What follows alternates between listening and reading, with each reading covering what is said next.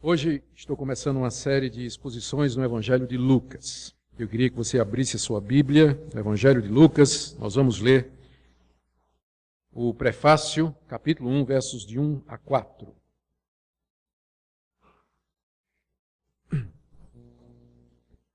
Lucas, capítulo 1, de 1 a 4.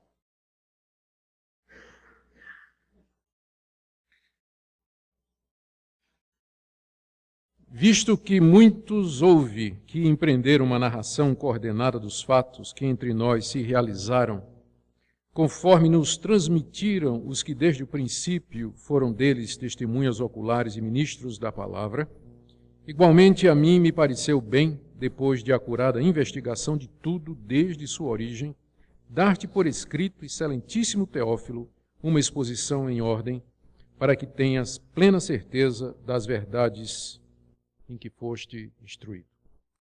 Até aqui a leitura da palavra de Deus. Queridos, nós estamos diante do Evangelho de Lucas. Esse é um dos 4 evangelhos que nós temos na Bíblia e um dos 3 chamados evangelhos sinóticos.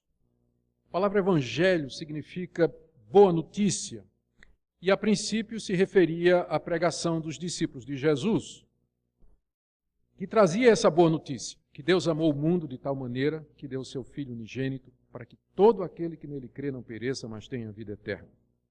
Depois, quando essa boa notícia foi registrada, os escritos que registraram a boa nova passaram a se chamar evangelhos. E eles são um tipo único de escrita. Nós sabemos que tem diversos gêneros ou tipos de escrita. Tem prosa, tem poesia, tem apocalipse, tem narrativa, tem parábola. Os evangelhos são um tipo de escrito que só são encontrados no cristianismo. Nenhuma outra religião produziu esse tipo de escrito. Ele não é uma biografia, apesar de narrar a vida de Jesus, mas há partes que não são contadas como geralmente biografias fazem. Uma biografia de alguém narra o seu nascimento, a sua infância, a sua adolescência, os lugares que visitou e assim por diante. Os evangelhos, embora nos digam muita coisa sobre Jesus, eles focam o nascimento de Jesus e depois quando ele tinha 30 anos, quando ele começa a ministrar. E a ênfase maior é na última semana da vida dele em Jerusalém, que quando ele é traído, morto, sepultado e finalmente ressuscita. Então não é bem uma biografia. Os evangelhos são, na verdade, a boa notícia a respeito de Jesus, contada a partir de fatos selecionados da vida de Jesus. E é isso que faz os evangelhos diferentes de qualquer outro tipo de literatura que você encontra no mundo religioso. E Lucas, ele é chamado de evangelho sinótico porque tem 2 outros evangelhos que são muito parecidos, que é o evangelho de Mateus e o evangelho de Marcos. A palavra sinótico é uma palavra grega que significa ver junto. A ideia é que se você colocar Mateus, Marcos e Lucas juntos, você tem a visão completa do ministério de Jesus.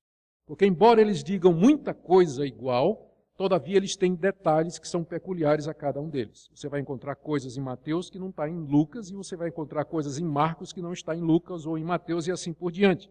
Então você tem que ler os 3 para ter uma visão completa da pessoa de Jesus, da sua obra e da mensagem chamada Mensagem das Boas Novas.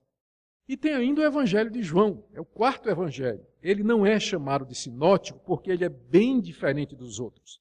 Não é que contradiz, mas que ele enfoca aspectos das mensagens de Jesus e dos milagres de Jesus e da vida e da obra de Jesus que não são narrados nos outros evangelhos. Então, na verdade, para você ter a visão mais completa ainda, você tem que ler os 4.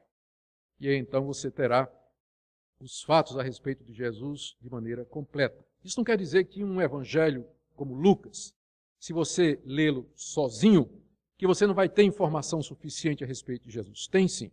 Você pode ler o evangelho de Lucas sozinho, sem estar conferindo com Mateus, com João e Marcos, e ali você vai ter o relato, você vai ter informação suficiente a respeito da pessoa de Jesus, o que ele fez, quem ele é, os seus ensinamentos, suas palavras e suas obras.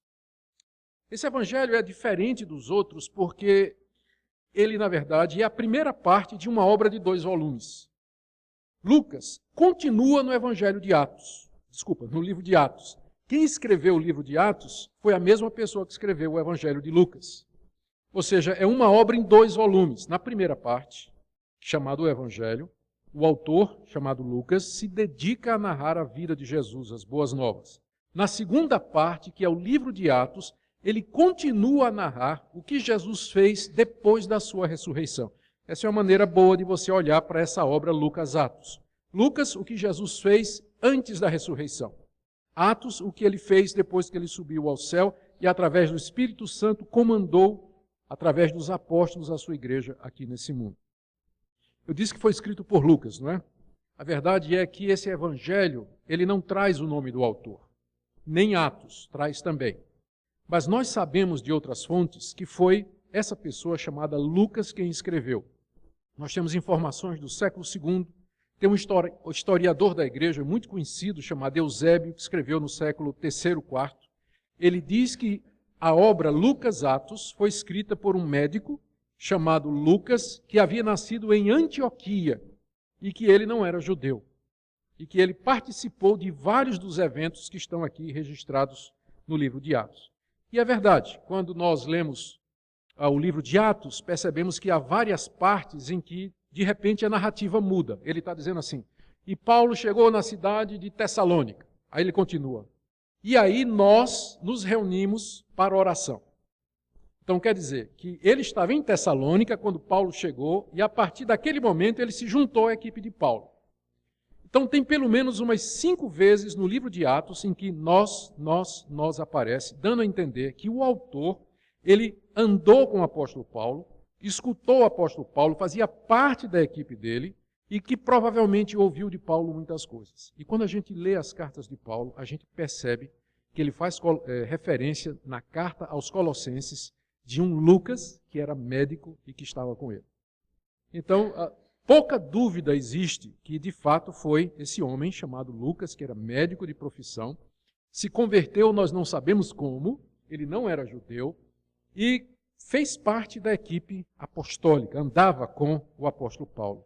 E, aliás, essa é a razão pela qual o que ele escreveu foi incluído na Bíblia. Porque quando a igreja foi desafiada a dizer quais eram os livros inspirados por Deus, um dos critérios que a igreja usou foi o que a gente chama de apostolicidade. Porque tinha muitos livros e muitos evangelhos que foram escritos. Você percebe Lucas dizendo isso no verso 1, não é?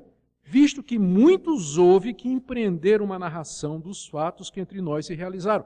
Havia outros evangelhos, outros livros. Mas então, como reconhecer aquele que de fato era inspirado por Deus e que era verdadeiro? A resposta era, está associada aos apóstolos, aos 12 e o apóstolo Paulo? Está ligada a um dos apóstolos de Jesus Cristo? E Lucas estava.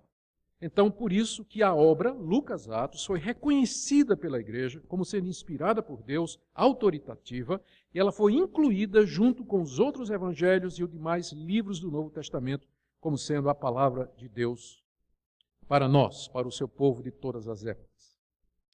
Lucas escreveu essa obra para uma pessoa chamada Teófilo. Veja aí no verso 3. Pareceu bem dar-te por escrito, excelentíssimo Teófilo, uma exposição em ordem. Teófilo, ao que parece, era um nobre romano por causa do título excelentíssimo. Mais adiante no livro de Atos, Lucas se refere ao governador Félix e ao governador Festo como sendo excelentíssimo, que era um título de nobreza, como, por exemplo, você vai ao tribunal e você chama o juiz de meritíssimo juiz. Então, a palavra excelentíssimo era um título oficial para alguém da nobreza ou alguém que ocupava uma posição de autoridade. Donde a gente imagina que esse Teófilo era um novo convertido da nobreza romana, que estava sendo instruído nas coisas do Evangelho, a quem Lucas dedica essa obra, Lucas Atos. Há quem diga, inclusive, que isso era um costume muito comum naquela época, de você fazer menção do patrocinador, que foi Teófilo, que era uma pessoa de recursos, que patrocinou financeiramente a escrita dessa obra e depois a sua divulgação. Nós não temos prova disso, mas é uma suposição. Ele era alguém da nobreza. Por que Lucas escreveria uma obra tão extensa só para instruir um novo convertido?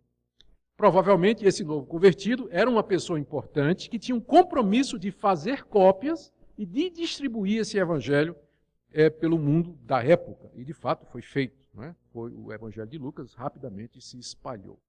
Então, está aqui o excelentíssimo Teófilo, parece pelo final do verso 4, para que tenhas plena certeza das verdades em que foste instruído, que ele de fato é aquilo que nós dissemos, alguém recém-convertido ao cristianismo e que precisava ter certeza e objetivo, a certeza daquelas verdades em que ele foi de fato instruído. O alvo de Lucas, então, quando escreve essa obra, o Evangelho e o livro de Atos, é inteirar Teófilo dos fatos desde o início, desde o começo de tudo, desde o nascimento de Jesus, na verdade até antes, começando com João Batista, até o final, até quando Lucas estava vivo, narrando toda a história do cristianismo, como o cristianismo começou, lá com João Batista, a pregação de João, o nascimento de Jesus, a vida de Jesus, morte e ressurreição, chegada do Espírito Santo, a chamada do apóstolo Paulo, o ministério dos apóstolos em todo lugar, até chegar em Roma. O livro de Atos termina com Paulo preso lá em Roma, que é provavelmente a época em que essa obra foi escrita. Isso aí nos coloca por volta, meados do ano 60 depois de Cristo. Talvez 63, talvez 65. Alguns acham que foi escrito depois, mas essa data cedo para o Evangelho de Lucas, ela nos parece bastante razoável. O alvo de Lucas, então, aqui, é narrar os fatos que ele tomou conhecimento e mostrar como eles são a verdade na qual Teófilo havia sido instruído. A pergunta é, podemos confiar no que ele escreveu? E é sobre isso que eu queria falar. Temos razões para acreditar nesse livro? Temos razões para acreditar na Bíblia, de que ela de fato nos traz informação crível, por assim dizer, verdadeira, veraz a respeito de Jesus? E eu quero colocar aqui algumas razões que nós encontramos aqui no prefácio, pelas quais nós podemos confiar de que o que está escrito aqui de fato é verdade. A primeira é a maneira pela qual esse evangelho foi escrito. Lucas nos diz aqui, no verso 3, que ele fez uma acurada investigação. Fez uma acurada investigação. Parece que é um trabalho de detetive, não é? Uma investigação e uma investigação detalhada. Ele não simplesmente está escrevendo para Teófilo alguma coisa que ele ouviu falar, uma boataria, um rumor, uma conversa, mas ele fez uma pesquisa, ele se aprofundou, ele se demorou, ele saiu examinando, saiu pesquisando, conferindo, verificando a autenticidade daquelas coisas, para poder dar a Teófilo alguma coisa que pudesse fortalecer a sua fé. Ele diz aqui que quando ele escreveu, verso 1, outros já tinham começado a escrever também. A vida de Jesus, a pessoa de Jesus, provocou um fenômeno literário e artístico. E artístico no sentido de arte, de música. É um dos poucos fenômenos no mundo que deram um impulso tão grande à arte, porque produzia um tipo novo de literatura, aliás, vários tipos novos de literatura, pegou as que havia, como epístola, por exemplo, deu uma outra conotação, pegou o gênero de Apocalipse, que já existia, deu uma outra conotação, criou o gênero de Evangelho, provocou música. Os cristãos começaram a cantar desde cedo, louvando a Deus, estilos, gêneros que não havia na época. Uma explosão artística, por assim dizer, foi produzida. Muita coisa começou a ser escrita a respeito de Jesus. E Lucas nos diz que ele investigou todas estas fontes. E o que é provável aqui é que ele está se referindo a evangelhos que já havia antes dele. A gente fica pensando, quando ele diz que houve muitos que empreenderam uma narração coordenada dos fatos que entre nós se realizaram, ele talvez esteja pensando no evangelho de Mateus, o evangelho de Marcos, que quase com certeza foi escrito antes dele, tradições orais que circulavam entre a comunidade cristã, outras fontes escritas, talvez registros dos discursos de Jesus, Havia já quando Lucas escreve, meados da década de 60, Jesus tinha morrido cerca de 30 e poucos anos antes. Durante aqueles 30 anos já havia uma série de informações, muitas informações, circulando pelo mundo a respeito da pessoa de Jesus. Então, aquele tipo de pesquisa que não ia faltar material. Tinha muito material disponível para Lucas pesquisar. O evangelho que ele escreve, então, é o resultado disso. Escrito por uma pessoa séria, basta você ler o evangelho, o livro de Atos, você vai ver a qualidade da língua grega. O grego de Lucas, às vezes, chega próximo do grego clássico. Não é alguém que está escrevendo assim numa linguagem totalmente popular, mas às vezes chega a ser bastante erudito, como, por exemplo, esse prefácio aqui. O grego desse prefácio é comparado à literatura clássica. Era um homem muito preparado, não era um Zé Ninguém que está escrevendo isso aqui, mas um homem arguto, um homem inteligente, um homem coerente, que escreve um relato que tem, você percebe que tem um desenvolver, ele vai preparando o ambiente para o clímax, que é a morte de Jesus em Jerusalém. Então, nós estamos diante de uma obra muito bem escrita, pesquisada. Essa é a primeira razão pela qual nós não podemos simplesmente chegar e dizer assim, papel cabe tudo, né? Como o pessoal gosta de dizer. Papel cabe tudo, inclusive é verdade. Papel cabe tudo, inclusive é verdade. E aqui nós encontramos um papel que contém uma obra pesquisada e cuidadosamente elaborada. Segundo motivo pelo qual nós podemos confiar nesse relato é as fontes que foram usadas por Lucas nessa pesquisa que ele diz que fez. Ele diz aí no verso 1 o seguinte: muitos houve que empreenderam uma narração coordenada dos fatos que entre nós se realizaram. Então, ele está dizendo que houve fatos, houve eventos, houveram circunstâncias. Ele não vai narrar lendas, mitos, fábulas, sagas, invenções de pessoas, mas fatos. Fatos que ele diz aqui, que entre nós se realizaram. A palavra realizar, ela pode ser traduzida como fatos que se cumpriram. E provavelmente já é uma dica que Lucas está dizendo que aqueles eventos, aqueles fatos históricos que aconteceram na época dele, eram fatos que estavam cumprindo profecias do Antigo Testamento, porque esse vai ser um dos pontos dele aqui no Evangelho. Isso aconteceu assim, cumprindo o que foi dito. Quando chega no livro de Atos, é a mesma coisa. Fatos que se cumpriram entre nós, aqueles que foram narrados lá no Antigo Testamento, como se ele dissesse assim, eu não estou narrando nada novo, eu não estou inventando uma religião. Esses fatos que eu estou narrando aqui, eles são um cumprimento de antigas profecias. É a realização daquilo que Deus havia prometido, Deus que não pode mentir. Em seguida ele diz que esses fatos, eles foram testemunhados. Veja aí o verso 2. Fatos que se realizaram conforme nos transmitiram os que desde o princípio foram deles testemunhas oculares e ministros da palavra. Esse verso 2 é muito importante, porque aqui nós temos as fontes de Lucas.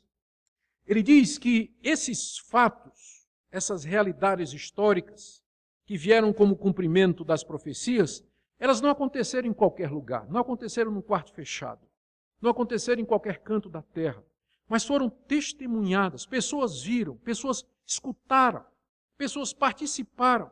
E aquelas pessoas eram testemunhas oculares, não tem dúvida nenhuma, de que ele está se referindo aqui aos apóstolos de Jesus Cristo. Aqueles 12 homens que no começo Jesus escolheu para estar com ele, participar com ele, ser enviados por ele, escutar de Jesus e ver coisas que outras pessoas não viram. Então, estas pessoas, Lucas diz, foram testemunhas oculares e ministros da palavra. A palavra aqui é a palavra de Deus. Ou seja, as fontes que Lucas usou para escrever o seu evangelho foram as informações dos apóstolos de Jesus Cristo, que foram testemunhas oculares que andaram com ele durante aqueles 3 anos e meio em que Jesus ministrou Judéia, Samaria e na região da Galileia e outras partes. Essas são as fontes dele, o que pode incluir os evangelhos, pelo menos Mateus, que foi escrito por um dos apóstolos, Marcos, que foi escrito com base no testemunho de Pedro, entrevista com os próprios apóstolos, porque os apóstolos estavam vivos, com exceção de 1 ou 2 na época em que ele escreve isso aqui, os apóstolos estavam vivos ainda, poderiam ser entrevistados. Eram estes, então, que foram aqueles, ou que forneceram as fontes para que Lucas escrevesse o que nós temos aqui. Como eu disse, essa é uma das razões pelas quais esse evangelho foi considerado como inspirado por Deus, porque ele foi baseado no testemunho daqueles que andaram por Jesus. Testemunho ocular, de gente que viu, ouviu e testemunhou todos os fatos que Lucas está aqui escrevendo. Algum tempo depois, outros evangelhos foram escritos. Aí, por final do século I, século II, começaram a aparecer evangelhos. Evangelho de Pedro, evangelho de Tomé, evangelho de Hermes, evangelho de Judas, evangelho dos Ebionitas, tem até um evangelho de Nicodemos. Muitos evangelhos começaram a aparecer, mas a igreja não aceitou esses evangelhos. A igreja considerou aqueles evangelhos como espúrios, como falsos, como não confiáveis, e uma das razões era que nenhum desses evangelhos podia ser associado a um apóstolo. Não tinha credencial apostólica. Não foi escrito por apóstolo, não foi escrito por alguém perto dos apóstolos, não foi escrito por ninguém que tivesse ouvido o testemunho dos apóstolos. Porque quando eles foram escritos, os apóstolos já tinham morrido há muito tempo. Mas Lucas foi escrito em meados de 60. Pedro morre um pouco depois, Paulo morre um pouco depois. Antes da morte de Pedro, a gente só sabe da morte de Tiago. Portanto, o testemunho apostólico, a fonte que leva à escrituração desse evangelho é que o torna confiável, por isso que ele foi também incluído como sendo parte do cânon do Novo Testamento. Terceira razão pela qual você pode confiar no que está escrito aqui, como sendo a verdade, é a razão pela qual o evangelho foi escrito. Mais ou menos no século XVIII, final do século XVII, século XVIII, apareceu um estudioso alemão chamado Hermann Reimarus. E ele era um incrédulo e ele não acreditava em nada que estava escrito aqui. E ele disse, olha, o que aconteceu aqui foi o seguinte, os discípulos roubaram o corpo de Jesus, vieram com aquela história de que ele tinha ressuscitado, porque eles não queriam voltar a trabalhar. Porque eles, durante 3 anos, eles andaram com Jesus e o pessoal dava dinheiro. Né? É verdade, diz lá que Jesus e os 12 tinham uma bolsa. E havia ofertas que eram dadas para o sustento de Jesus e dos 12. Jesus morreu, os discípulos se viram sem a fonte de renda. Eles disseram, vamos fazer o seguinte, vamos roubar o corpo de Jesus, né? Vamos inventar que ele ressuscitou e continuar esse negócio de religião, porque dá dinheiro. Foi o que o Hermann Reimarus disse no século XVIII, de que os autores dos evangelhos, na verdade, eram uma fraude, eles eram falsários, eles eram falsificadores e que inventaram o cristianismo para ganhar dinheiro. Pena que não explica porque é que eles morreram por conta disso, né? Porque imagina, você inventa uma mentira e você é colocado diante de uma arena cheia de 30 leões com fome, você na hora vai dizer, é mentira, gente, eu estava só brincando. Morreu mesmo, eu sei, ele está morto, ele não ressuscitou não, a gente inventou. Você ia morrer por causa de uma mentira, estraçalhado por leões? Pois os primeiros cristãos morreram. Eles foram para a fogueira, assados vivos, comidos por leão, decapitados à espada, surrados, perseguidos, presos e não negaram. Se era uma mentira, eles acreditaram na mentira que eles inventaram. Porque eles reagiram como gente que tinha certeza do que tinha visto e do que tinha ouvido. A tese de Reimarus, é claro, ela foi desacreditada depois, mas ainda hoje tem gente que diz a mesma coisa. Que os evangelhos ou foi escrita como uma fraude, alguém que queria enganar os outros, e aí vai ter um grande problema em explicar como é que essa mentira pegou, que a coisa mais fácil do mundo teria sido, para o pessoal daquela época, provar que era uma mentira, é só apresentar o corpo de Jesus. Está aqui o corpo dele, esse negócio de ressurreição é mentira. Ninguém fez isso. Mas eles dizem, ou foi uma fraude, ou então assim, uma mentira piedosa. Eles precisavam explicar alguma coisa a respeito de Jesus, precisavam se defender, e aí inventaram que Jesus andou sobre a água, que Jesus multiplicou pães, que ele transformou água em vinho.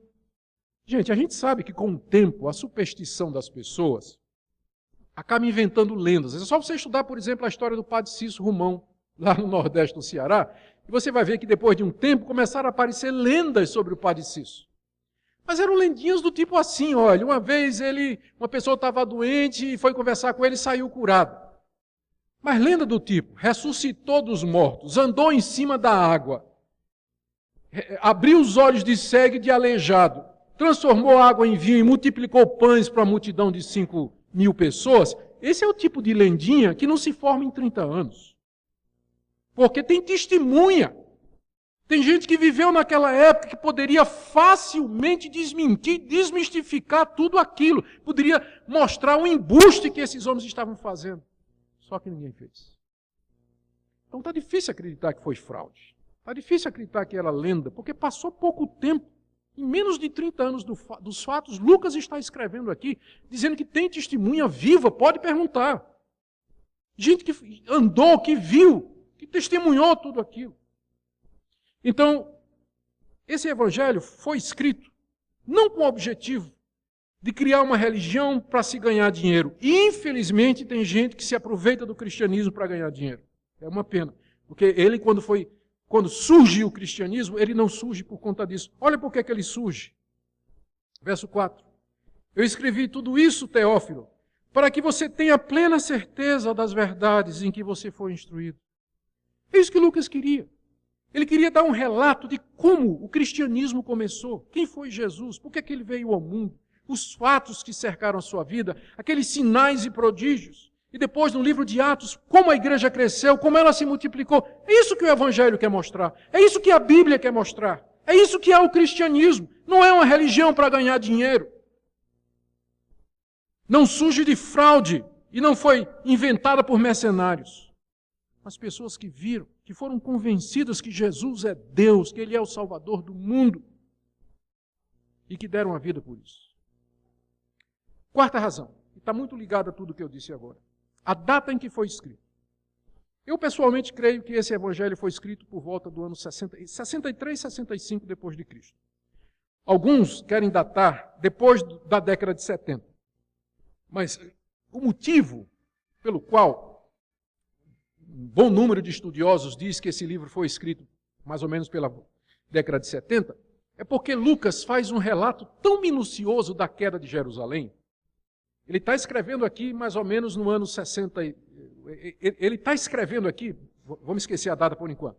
Ele dá um relato da queda de Jerusalém antes da queda aparecer ou acontecer, tão detalhado, descrevendo inclusive que é cercada de exércitos, que tem um levantamento de trincheiras. Os detalhes são tão grandes que o pessoal diz, é impossível que isso foi escrito antes. Como Jerusalém foi cercada e caiu no ano 70, eles dizem, isso aqui só pode ter sido escrito depois, quando Lucas já sabia dos detalhes. Sabe qual é o meu problema com isso aí? Ele pode até ter escrito depois, mas não por causa disso. Meu problema com esse tipo de argumento é que não se acredita que Lucas tenha sido capaz, aliás, que Jesus tinha sido capaz de ter predito a queda de Jerusalém com tantos detalhes. Geralmente é o pessoal que não acredita que Jesus poderia ter predito com tantos detalhes a queda de Jerusalém no ano 70. Por isso eles dizem que tem que ter sido escrito depois. É o que ele chama de vaticínia ex evento. Um vaticínio ou uma profecia que foi dada depois que o evento foi feito e que foi escrito como se tivesse sido dado antes, o que tornaria então esse evangelho uma fraude. Por isso eu não tenho um problema em acreditar que foi na década de 60, antes da queda de Jerusalém, porque eu creio que Jesus era Deus e como Deus ele previu em detalhes o que iria acontecer, profetizou o que ia acontecer com Jerusalém.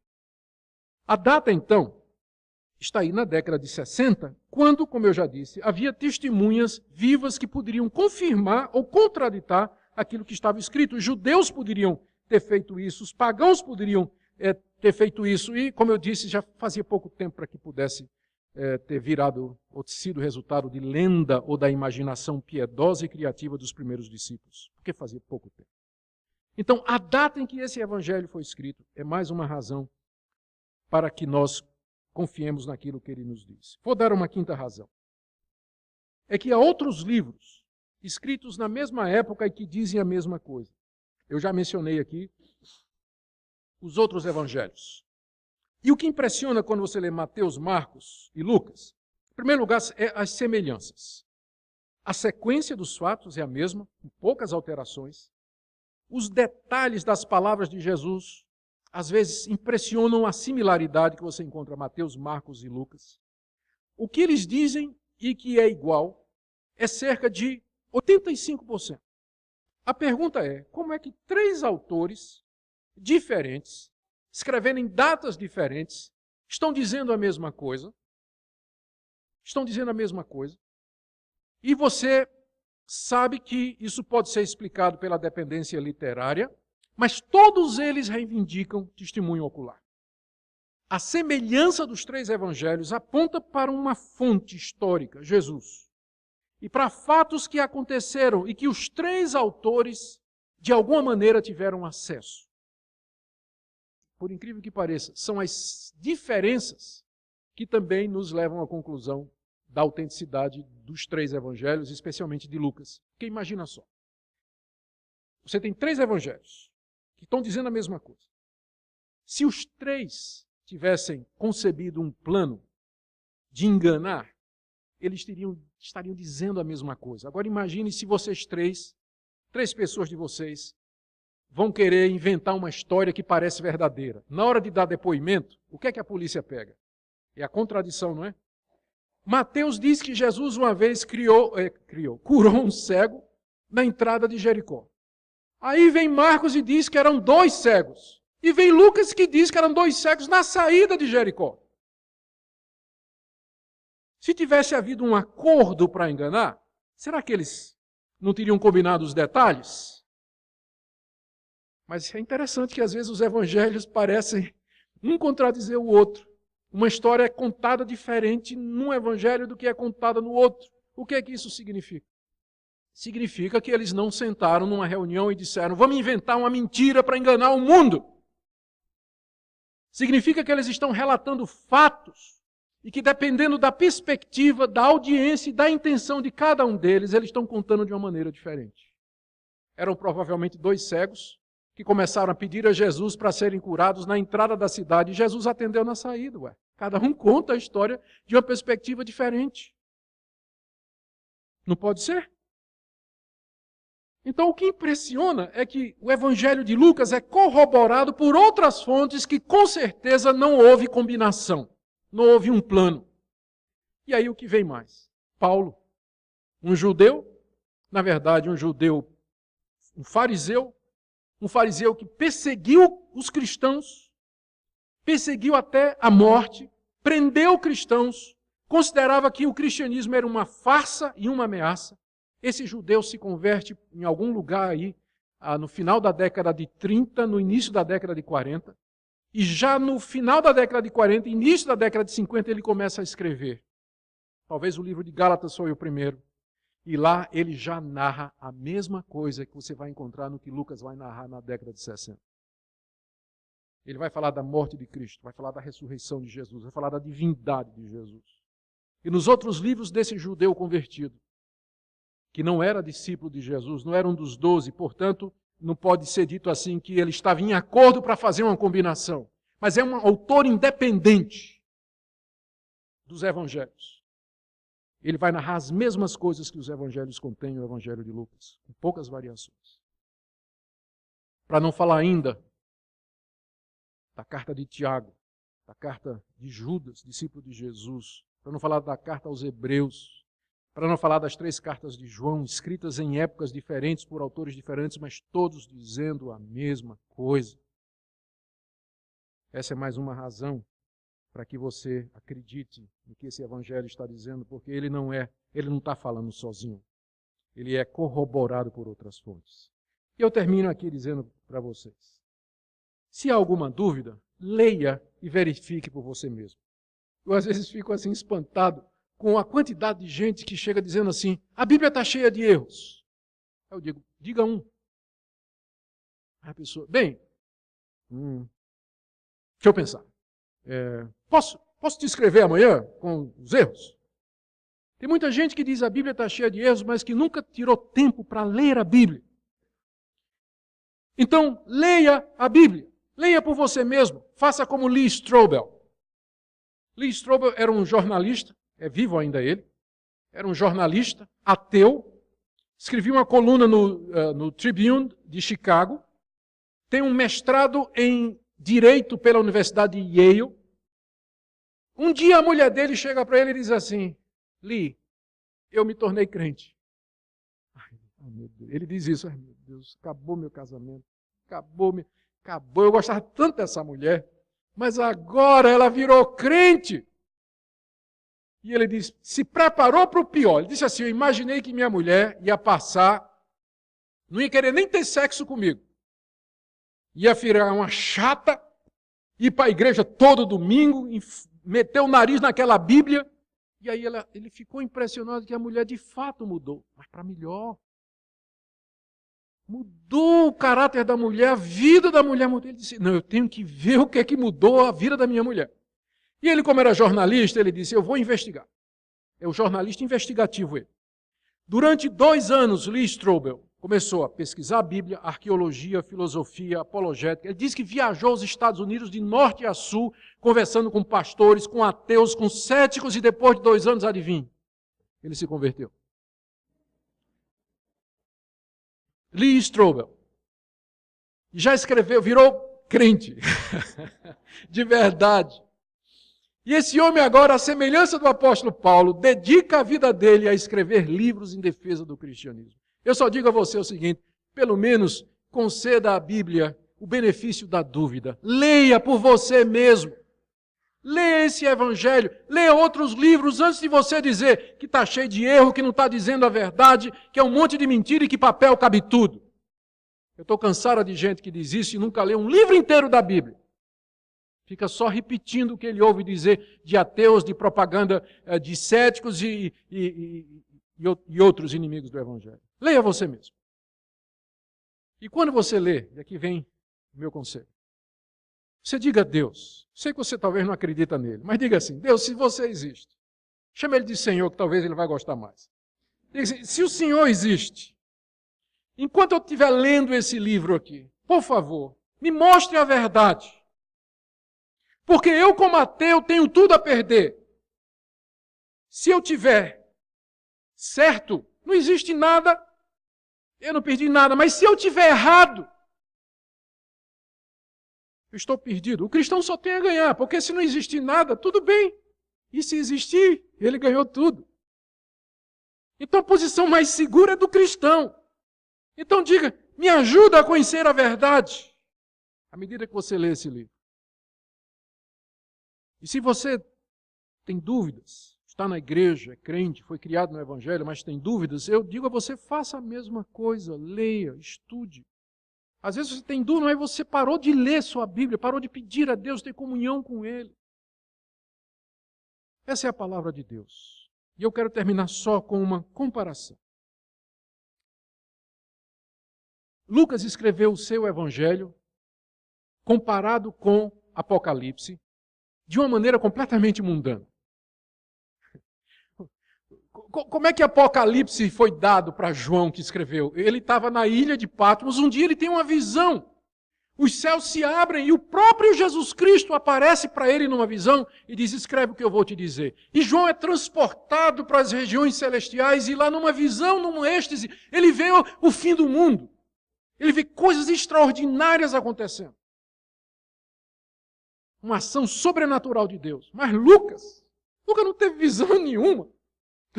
Jesus não apareceu a Lucas para dizer para ele o que é que ele fez. Ele ralou, ele pegou a caneta, pegou o bornal, botou embaixo do braço e saiu procurando. Onde é que mora Pedro? Viajou lá para Roma, Cesareia, Jerusalém. Onde é que está Pedro? Pedro, meu nome é Lucas, eu sou historiador. Eu queria ouvir de você o que é que aconteceu. Depois, onde é que mora João? Mora lá em Éfeso. Ih, Éfeso, 3 dias de viagem de navio, lá vou eu. Não teve visão, não teve revelação, não apareceu um anjo. Agora eu faço uma pergunta. Apocalipse, porque foi dado de maneira sobrenatural, é mais inspirado do que Lucas? Está no Novo Testamento os dois. Já está vendo onde é que eu vou chegar? Eu quero dizer para você o seguinte, Deus nem sempre age de maneira sobrenatural. Inclusive na própria maneira como Ele escolheu para compor o seu livro. Tem hora que Deus usa meios naturais, como Lucas, que teve que fazer uma detalhada investigação, teve que ler manuscrito após manuscrito e dizer isso aqui não presta, isso aqui está bom. Mas João estava na ilha, de repente os céus se abrem, a glória celestial invade aquele lugar. Pimba, livro de Apocalipse. Mas Lucas não. Então por que você diz que Deus é mais glorificado quando você é curado pela oração de alguém do que se você tomar remédio e ficar bom. Por quê? Apocalipse glorifica mais a Deus porque foi dado por revelação do que o Evangelho de Lucas, que foi o resultado de um processo natural e da providência de Deus. Por que as pessoas só querem ver Deus no milagre, no sonho, na revelação, no anjo que aparece? E não ver Deus nas mínimas coisas do dia a dia, na providência, guiando, usando os meios naturais. Eu acho que um dos problemas hoje do evangelicalismo brasileiro é que reduz Deus. Se não tiver sonho, visão, revelação, milagre, não tem Deus. Então joga Lucas fora da tua Bíblia. Na verdade, todas as cartas de Paulo também. Joga tudo. Porque Paulo também não recebeu visão, sonho e revelação para escrever as cartas. Que são fruto da sua angústia como pastor, preocupação com as igrejas. Por isso que nós podemos confiar nesse livro. Ele foi dado por inspiração de Deus, de um Deus que tanto podia fazer isso sobrenaturalmente, como o livro de Apocalipse. O que, por sinal, envolveu também um pré-conhecimento de João, toda uma formação dele. Mas também livros como Lucas, escrito por um investigador, um historiador, alguém que saiu lendo, pesquisando, comparando, perguntando, e finalmente sentou e nos deu a genuína palavra de Deus.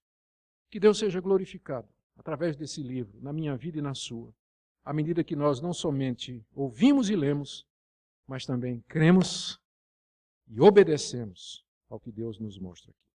Amém.